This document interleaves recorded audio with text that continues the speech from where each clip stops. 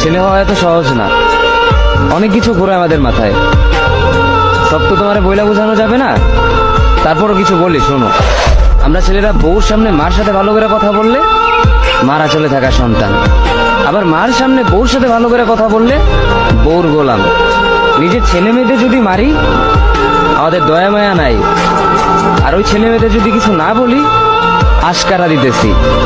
নিজের বউরে দিয়া যদি জব করাই সেই ক্ষেত্রে আমি বউর কামাই খাই, আর যদি বউরে দিয়া জব না করাই আমি সন্দেহ করি। সারাদিন ঘরের বাইরে থাকলে আমরা ভাদাইম্মা, আর যদি ঘরের ভিতরে থাকি তাহলে বেকার, কাজ কাম নাই। আর এই তোমাদের মেয়েদের গায়ে যদি আমরা ভুলেও টাচ করি না আমরা নির্যাতক, আর যদি তোমরা মেয়েরা আমাদের গায়ে হাত তুলো আমরা কাপুরুষ। আর একটা ছেলে কি বা করে পুরো লাইফে নিজের জন্য? মার ওষুধের থেকে শুরু করে বউ বাচ্চার প্রত্যেকটা সব পালন করার দায়িত্ব একটা পুরুষের।